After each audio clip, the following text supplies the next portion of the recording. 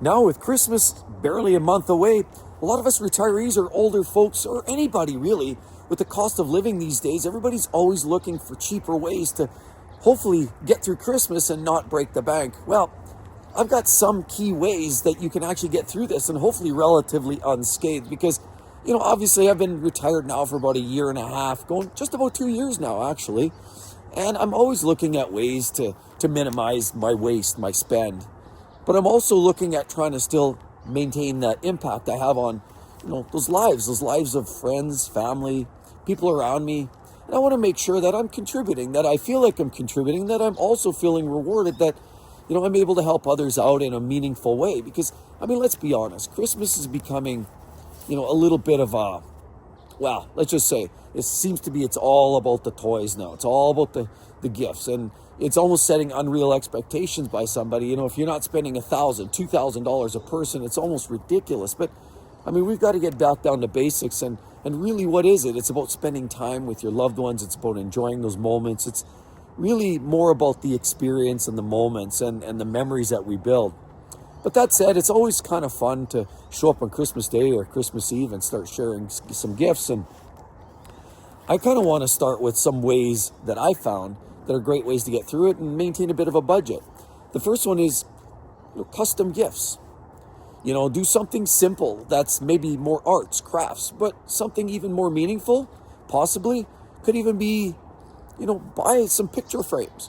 Get some family pictures done. Maybe capture that great photo from last, drinking eggnog with the family last Christmas and, where they didn't expect that picture to be taken. You grabbed it and get these very custom pictures, put them in a frame, give them for gifts. It doesn't cost you more than $10, $15 for a picture frame per person. Do that for the whole family. It creates a bit of a theme and everybody's grateful. And, especially for somebody on a budget, nobody's really going to question that. And it's always very, very fun. It's better than buying sort of a plastic wrapped toy that you get from, one of the big box stores. Another way to get through Christmas, of course, unharmed, hopefully financially, is to just make sure, reinforce your budget, your resources. What do you have available to you? Make sure you're then not expanding beyond that. Because one of the worst things that tends to happen is credit card debt absolutely skyrockets. And we know a lot of credit card debt across basically the whole country is it's skyrocketing at an alarming rate. We see people getting repossessed on their homes, their cars. Credit cards are running overdue. And a lot of that is, let's be honest, it's spending. And a lot of spending that doesn't necessarily need to be, a lot of times it's just excess. So understand your budgets, understanding how much you actually have for resources. And a big thing is just not overloading your credit cards, because the last thing you need to do is show up on January 2nd and all of a sudden you've got to now figure out, how am I going to pay all this debt off? So make sure you have the resources in order, understand how much you have available, and try to spread that out, ration it accordingly. Figure it out, set your own personal budget. Another thing that I find is actually kind of fun, and I've experienced this myself. Have you ever gotten gifts before where you just never used it? Somebody got you a gift, maybe it's a camera, maybe it's a barbecue set, maybe it's some kind of gift that you just never opened it. It's still brand new in the box. You put it on the shelf and you just never got to it. You just never needed it. Well, maybe it's time to start repurposing some of those gifts. I don't mean wrapping garbage, used, worn out stuff. Sometimes quality gifts, quality goods, or products that maybe you haven't even used yet. Repurposing those to people that you figure could probably use them. That is another great way I've found. Huge way to save money. Huge way to redirect it to people that might actually want it. So, good old Uncle Jojo over there, who is maybe a chef, the king chef of barbecue land, and family get-togethers in the summertime. Maybe he's the one that wants or could use a new barbecue set. Last time you were at his place and you saw that the barbecue set was kind of half worn out and it was kind of looking greasy and banged up. Maybe it's time to donate that to Uncle Jojo. See, there's always somebody that you can repurpose a gift to, and it's a great way to save some cash. Another thing that I found that is actually very, very simple to do is just browsing flyers. Look for those discounts. Look in advance. See, the further out from Christmas that you're shopping, the better off you'll be. I'm always looking at browsing on these flyers. I look at, say, even Canadian Tire. It's one of our big hardware stores. And I see sometimes they have products, tools, discounted as much as 30 to 50% off. But they only happen certain times of the year. So watching for those flyers. Go to Golf Town. Go to some of these golfing stores. Oh, look, big discounts. Throw out blow-up prices for this new bag or these new accessories. See, there's always opportunities in shopping for discounts, watching those flyers.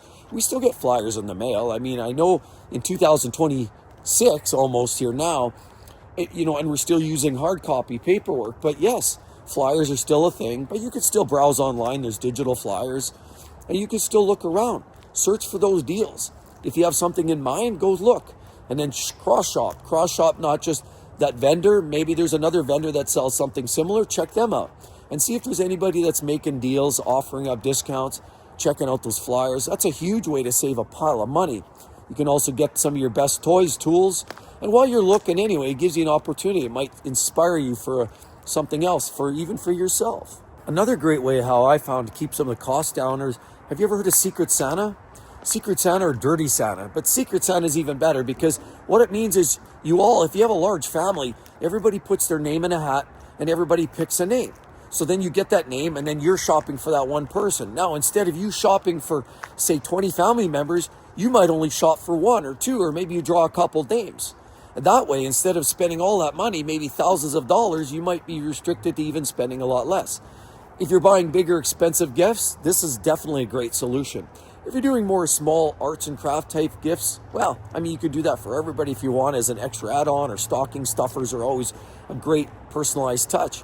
But again, if you want to save some cash, doing something like the Secret Santa is a great way to minimize costs. Everybody gets a great gift. You can even amp it up a little bit, and that way you can also manage your budget in a much, much better way. Another way to sort of minimize the expense and manage the costs are setting the budget in advance, having those discussions with your family members and saying, look, we're going to set a maximum of, say, 4 gifts, 5 gifts, 1 gift, whatever it is. Or you're going to say, look, we're not going to exceed more than $100 per family member or $500 per family member, whatever it is, or maybe it's $20, whatever it is. Set that budget in advance. Make sure it's communicated. That way the expectations aren't unreasonable. That way you don't have, that rich old aunt of yours buying you that expensive gift, but then you don't have the money and you feel compelled. So now you're drawn in to spend a lot more than you wanted to. The beauty is, if you all set the tone, everybody shows up, everything's quite equal, and that way everybody feels very much included. And a lot of these experiences I've had, we've done throughout a lot of our Christmas, experiences in the past. It's a great way to realistically keep some of your costs down. And of course, certainly as we age, it seems less and less practical to spend money at Christmas time. It becomes more of a conversation of, I buy whatever I need anyway, don't bother buying me anything. And quite often that's just what I end up telling a lot of my family members. I could use an extra bag of socks or something, but I don't need anything, because if there's something I need, a tool or a part or something for a car or something around the house, I generally buy it as I need it. I have everything else I need. But it's always nice to personalize this, to offer up something, to show that you care, that you're thinking about them. That's why sometimes those personal gifts are even better. Keeping costs down, make sure everybody feels included and not everybody's going broke. And there's great ways. The ultimate game here is to spend time with family and create memories that last forever. Anyway, I'd like to hear from each and every one of everybody. Do you have any other tricks, tips that are great to keep your budget costs down? Now that we're rolling in on Christmas time, it's perfect time to discuss this. You still got a month left. Talk to you all real soon, everybody.